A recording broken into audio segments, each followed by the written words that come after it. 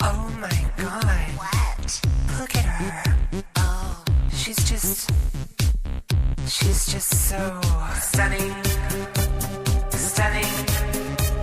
When I walk into a room, all the boys come around and take a look. Calpernia Addams Stunning, stunning. is one of the most famous transgender figures in the world. She's an actress, she's an activist, and according to her own website, she says she's a weirdo. And I think I'm only quoting her because Calpernia has already said that. Her story, as you're about to hear, is also an incredible one. She's been in Perth, having performed at WA Pride at Fair Day, now heading to Sydney for the Gay and Lesbian Mardi Gras and touring the country. Calpernia, good morning and welcome to Perth. Good morning. Thank you so much for having me. Now, that was beautiful what we just heard. and is that you? Is that you at your best? Well, that's me at my dance club comedy, best, I think. But I do jazz and classical as well. Now, at Calpernia, I have been onto YouTube and I've seen the video, okay, that says bad questions for Calpernia Addams. Mm-hmm. So I want you to know that I've prepared and I'm also not completely, and I'll try not to ask any of them, but can we just rattle through a few of them because they're so stupid? Oh, yes. And the reason it seems that you put this up on YouTube, and I found the quote very interesting, because you're very good-humoured in this video. You say you do get asked shockingly inappropriate questions all the time, routinely. Yes. As a transsexual woman, as a transgender person, people are curious. It is unusual. It's not something you see every day, but through humor, I tried to show them, just have a bit of basic decorum and respect for someone's humanity. We're not a sideshow freak or some emotionless robot that you can just punch in questions and get answers. Yeah. And did you find that? And do you think transgender people find that people believe they have a certain kind of entitlement to ask you very personal questions as if it is their right to do so? Sometimes I almost feel that people think, that we're a clown or a figure of fun or less than somehow. So they can just ask us these questions that they would never want their sister asked, about their private body areas and things like that. questions you would die if someone asked your mother. Well, let me just rip through them, and I'm not asking you to answer them too. Mm-hmm. Did your surgery hurt? What is or was your real name? Can we see pictures of you from before? And you sort of make the point saying, my sex life's my own business and everything else is my business. Do you date gay guys or straight guys? Are you a man or a woman? Are you a tranny? And this one, which I thought was pretty funny. I've seen Tootsie and I know what you're going through. Yeah, and I can tell, I can tell they're trying their best. Sometimes it's a little old blue-haired lady who just, wants to put her hand on your arm and say, well, dear, I've seen Tootsie and I know what you're going through. And I try to, just say, oh, aren't you cute? Thank you. I'm not mean like I am in the video, but it does get wearing sometimes. I'm going to ask you at some point in this interview the difference between now and then. But I want to begin by asking you, as a kid, you said that you had a girl name for yourself in your head, mm-hmm. but the dream of being a girl wasn't something you would be able to revisit until your 20s. Mm-hmm. How did it come about? Well, when I was very young, I grew up in the American South, which is very friendly and loving, but it is very ruled by religion, specifically like sort of a Pentecostal Christian religion. And in my household, women did not wear makeup. We did not listen to modern music or see modern cinema. So it was very isolating. And when I started to first express, that I wanted to be a girl, in the innocence of being a child, that was immediately met with very negative reactions. So I learned quickly just to push those feelings down and hide them. And that hell and damnation would come your way if you did express them? Yeah, the Lord Jesus Christ will will send you to hell. And, those things were said to a small child. It was very hurtful, very frightening. So for a long time you were going through the motions of being someone else, and you served as a field combat medic in the first Gulf War. When did you feel that you were able to express who you really are? It took many years for me to really figure out, what my process would be in bringing these feelings to the surface. I grew up in the 80s and 90s, so the internet was not really there yet.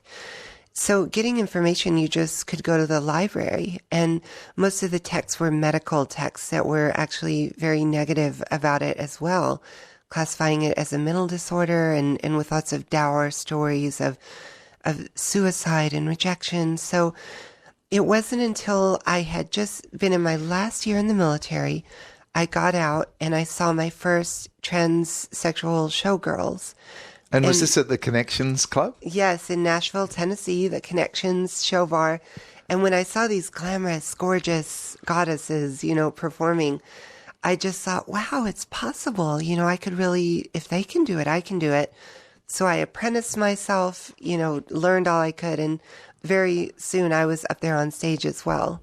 There is a lot to this story, the story of Calpernia Addams, my guest in the studio today at 11 minutes past 10, because it's at the Connections that you meet a 6'2" soldier from the Midwest named Barry Winchell. And you met him when he and a bunch of other Delta Company soldiers came to see your drag act. So it was not unusual for soldiers to go to this club and embrace the experience.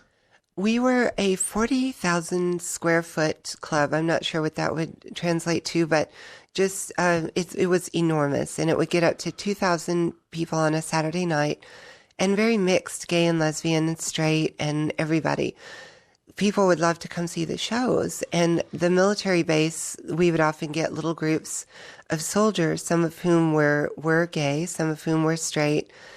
And that one night, there was a table of guys, and one of them was very sweet, very shy, and we had some chemistry, and that was how Barry and I met. Yeah, and you fell in love. And I read a quote from you where you say at the time of that relationship, you were no longer purely male and not yet female, and as a couple, you were neither gay nor straight. You were walking a rare middle ground.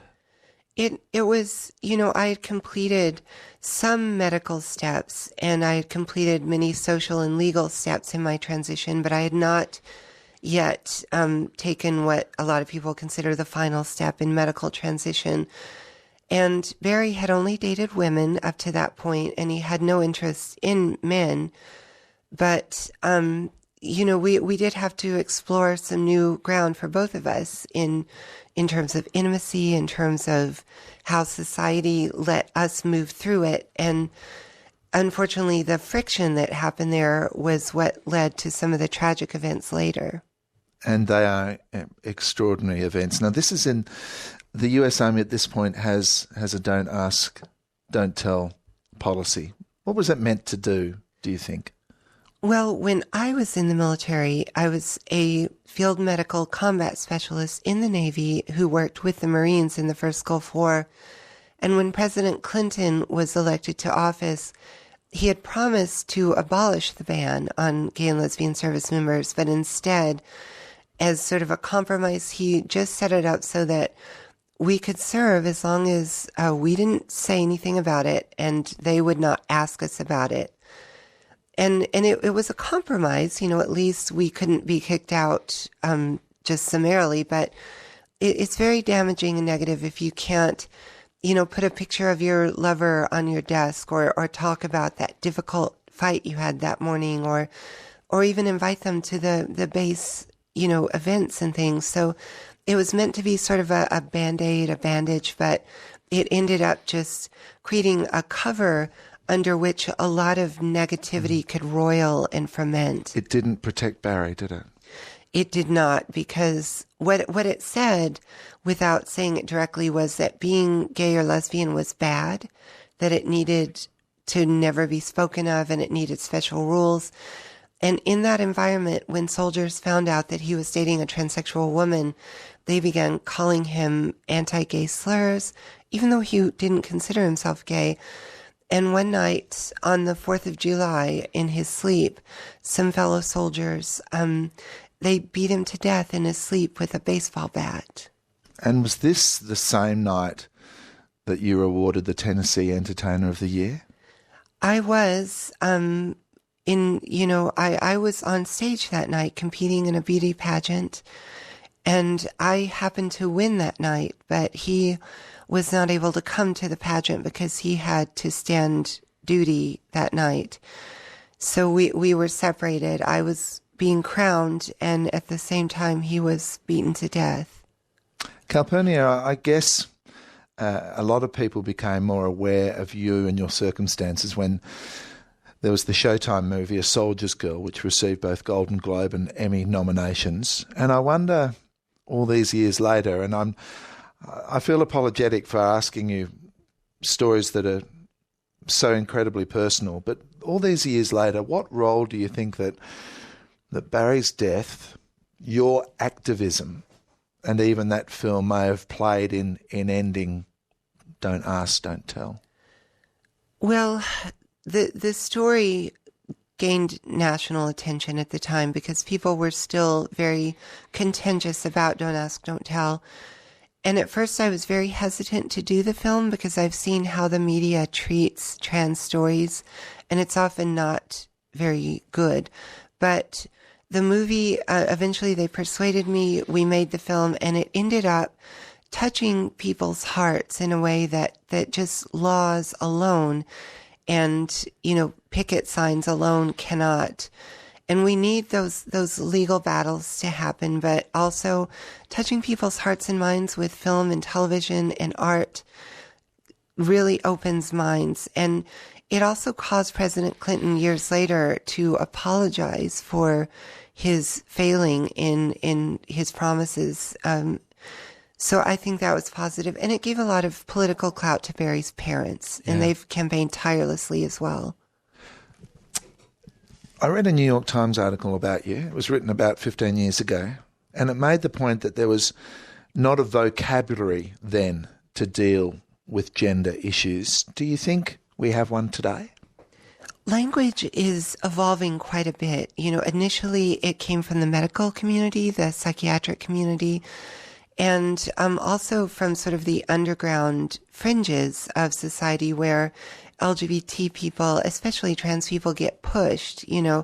People don't want, quote unquote, those kind of people in their club or at their event or whatever. So we get pushed to the edges. And often we do create sort of a rich, vibrant subculture. Out of that subculture come slang terms. Out of the medical world and the academic world come terms.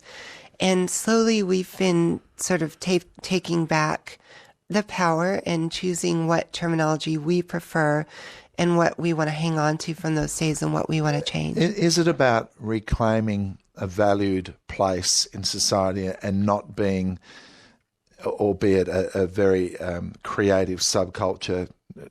And it's such a generalisation, but do you want to remain part of a creative subculture, or do you want to move into a mainstream where everything is ordinary and no one is judging?